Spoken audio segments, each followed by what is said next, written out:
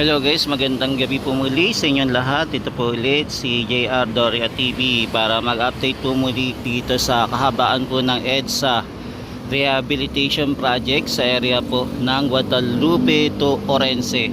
Bali dito po magsisimula malapit po sa MRT station ng ating Guadalupe. Kaya samahan niyo po ulit ako para ayan, update natin yung sitwasyon ngayong gabi. Today po ay May 12, 2026.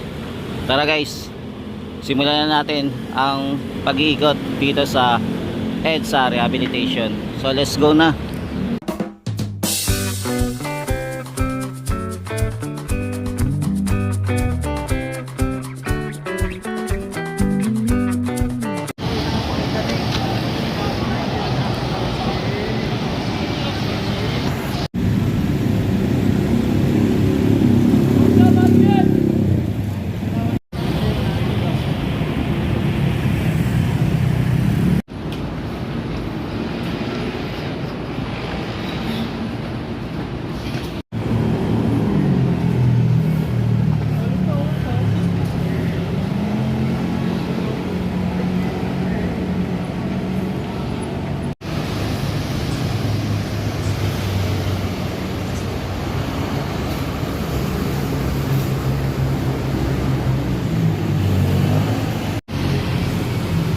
Yan guys, bali nandito tayo sa taas po ng MRT station dito po sa may pedestrian lane.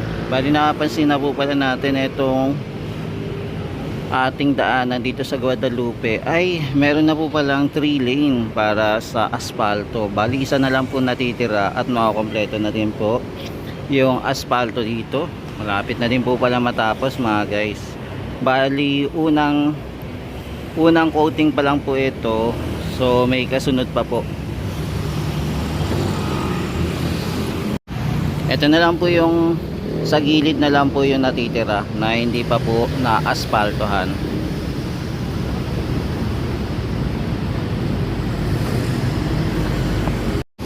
Yan, bali nandito po muna tayo sa taas po ng Guadalupe dito sa elevated walkway papunta po ng MRT. So napansin pala natin na eto pala nasimulan na po mag-aspalto. Sayang hindi po natin na update ito. Mukhang ito po ay nag-aspalto po ng Sunday, kaya ito na po yung pagbabago nya. Yan, check natin kung hanggang Orense na po yung aspaltohan dito. Bali ang inuna po nila ay area po ng southbound po muna. Dito po muna sila unang nag-aspalto. Pero check din natin po sa kabila po sa northbound kung na-aspaltohan na rin.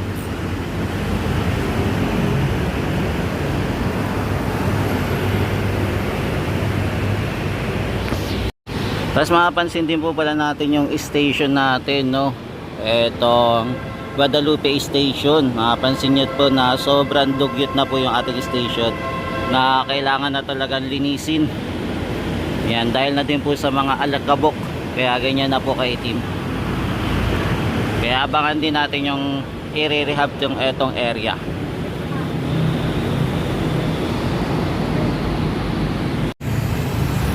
Nandito naman po tayo guys sa baba naman po ng EDSA. Bali ito po yung tulay, yung Guadalupe Bridge, at nakikita din po natin etong tulay para naman po sa MRT. Ito po yung itsura pala yung na sementohan nila. Parang ang kintab po pala ng semento nila, no? Parang kakaiba siya. Ito, di ba? Ang ganda. Ganda ng pagkakasemento nila, parang napaka modern po yung ginamit nilang semento para ayusin po yung ating daanan dito. Yung binakbak nila, ito na po yung itsura. Kumikintab po mga guys. So ito po yung ating Guadalupe Bridge. Sa ngayon po hindi po siya traffic mga kababayan. Yung ating Guadalupe Bridge po ay ongoing po yung rehabilitation niya. Bali, uunahin po muna yung detour. Kung napansin nyo po, eto, meron po tayong nakikitang blue na bakod o barikada para po sa gagawin po na detour. Yan, abangan din po natin yung project na yan para ayusin po yung ating Guadalupe Bridge. Sa ngayon, kung makikita nyo po, ito pong ating EDSA ay naka-asfalto na. Pinaganda na po nila. Ayan, mapapansin nyo po na ang bilis po nila magtrabaho.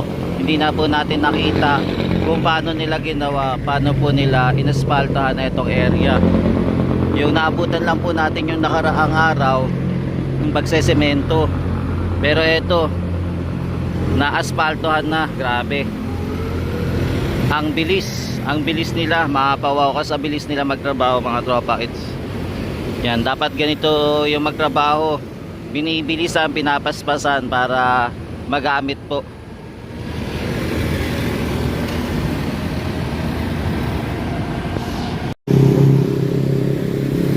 Ito po yung ating Guadalupe, mga tropa kids. Ayan, dugyot na siya. Kailangan na talagang ayusin at baguhin.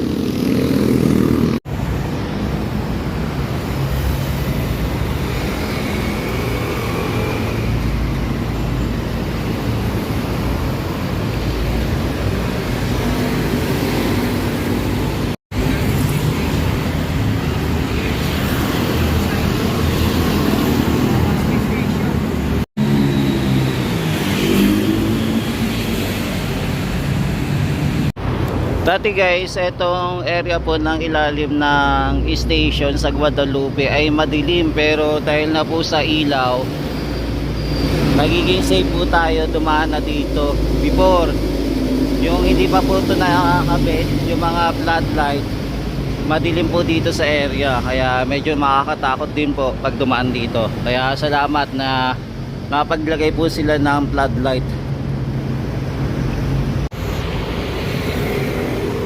Yung mga mahaba-haba po yung asfalto na ginawa nila. Mukhang kinompleto na po nila hanggang umabot na po sa Orense, mga kababayan.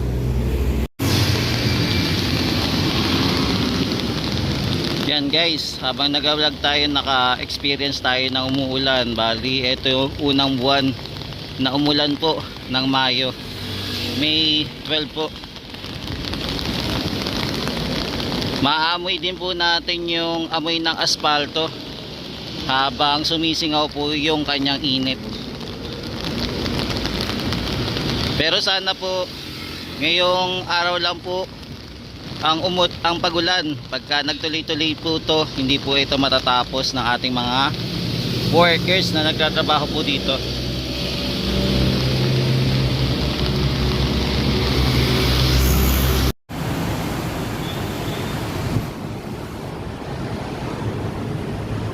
Yan, time check natin ay 10 PM na po ng gabi.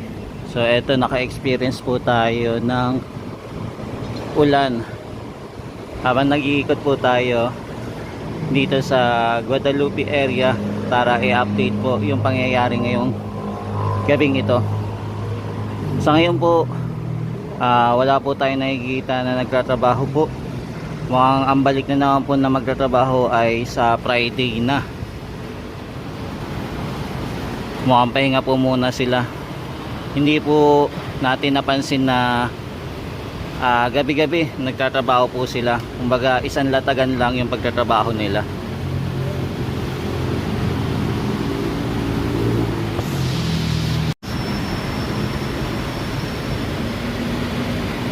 Mukhang etong asfalto mga guys ay abot na po hanggang Orense. Eto, ang bilis nila magtrabaho, no? Bali, isang slot na lang po, matatapos na nila lahat. Kaya abangan na lang natin uli yung muli nilang pagtatrabaho po dito sa area po ng Guadalupe.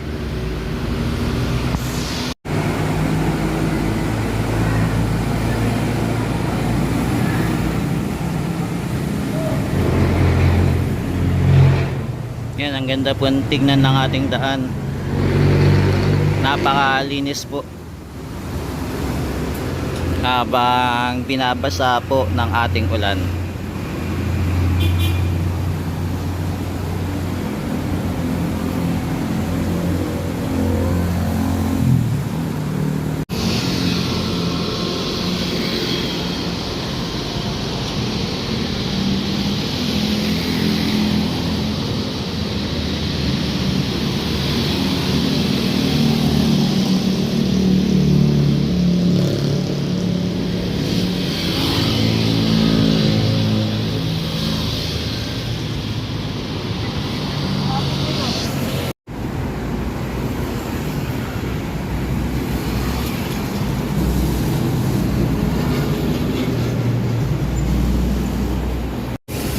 Yung sidewalk natin dito guys ay hindi pa po siya naayos, hindi pa rin po natatanggal itong mga dekorasyon dito. Ito may mga bakal, as is pa rin po.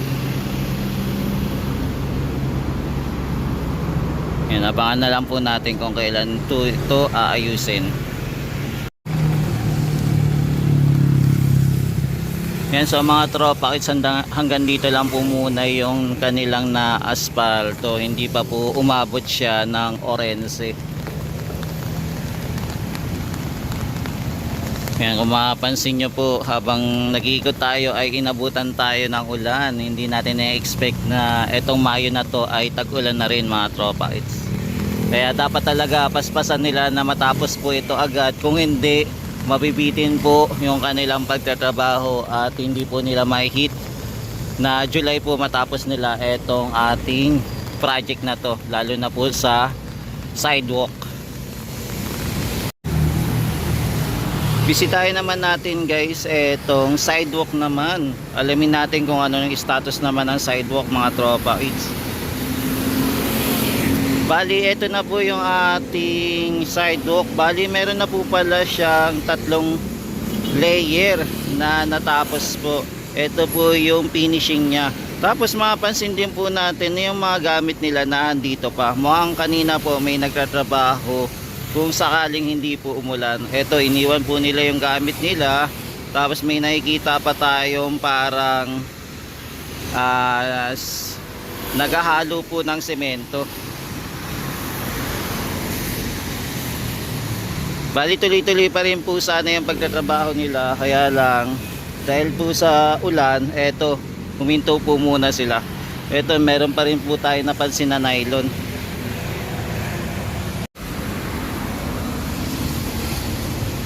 Ayan po yung ano, may palatandaan na guhit po.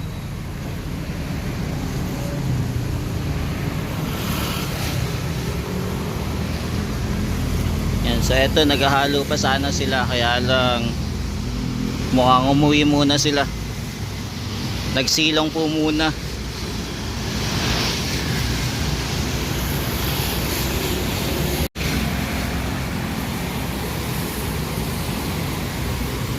Yan, bali yung may part dito na kinoberan po muna nila.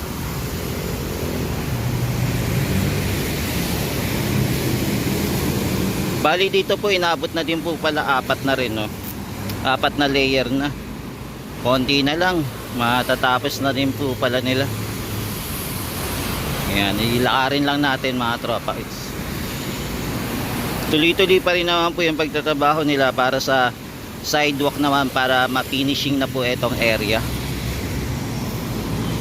Ayan, medyo paputol-putol lang po yung ginagawa nila. May part po na tinatapos nila, may part po na hindi muna buo.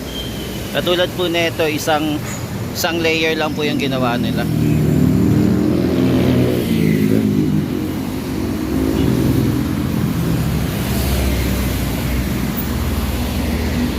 Yan, maging dito din po, halos papatapos na. Konti na lang po, makakompleto na rin.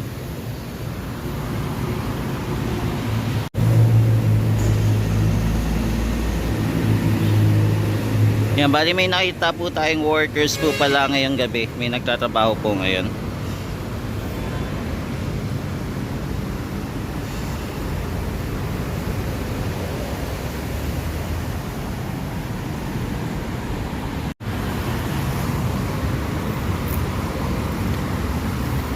Yan, dito po kompleto na. Yan, mayroon pang nabasag na tactiles. May mga part na nabasag na.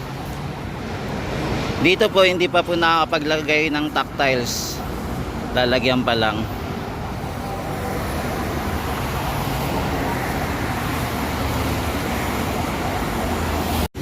Sa ngayon po hanggang dito pa lang po yung tactiles na nilalagay. Hindi pa po siya kompleto. Yan, medyo malayo-layo na rin po yung nagawa po nila. Yan, bali nandito po si Kuya nagtatrabaho po. Kaya lang huminto muna dahil po umulan kanina bigla. May nagtatrabaho din po pala sa gabi.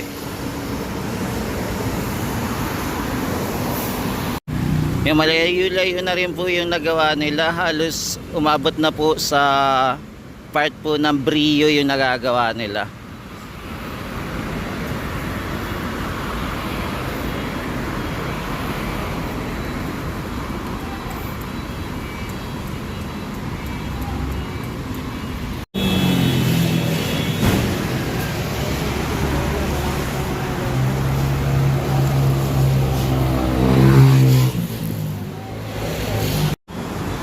Yan, ngayong gabi ito meron po mga workers tayo nakikita dito sa MRT naman. Bali meron po silang mga dalang graba para ibuhos po dito sa ating trainway. Ayun po yung kanilang gagawin.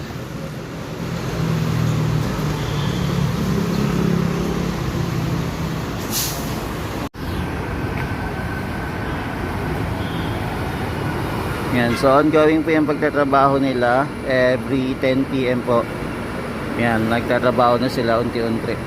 Aantayin po muna nila magsarado po yung ating train. Then magsisimula na po sila magtrabaho.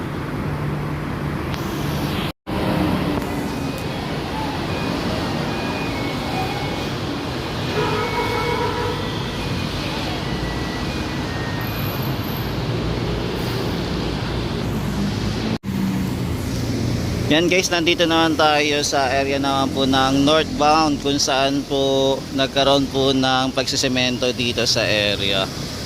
Kung mapapansin nyo po, okay naman po siya, dadaanan na po. Pero wala pa po tayo nakikita na nag-aasfalto po dito sa area dito ng northbound.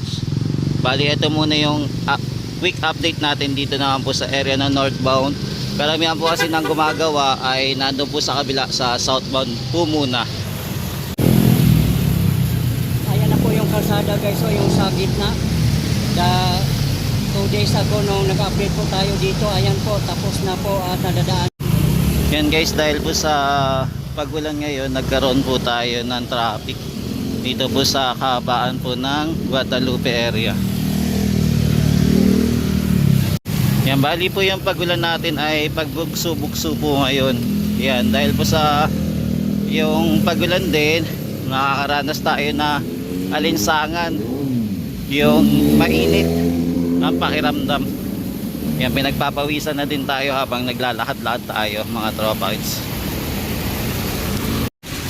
Yan, sa mga tropites, ito po muna yung latest update natin dito sa area po ng Guadalupe, kung saan in-update lang po muna natin ang EDSA Rehabilitation Project from Orense to Guadalupe po. Maraming salamat po mga guys sa walang sawang pagsuporta kay JR Doria TV.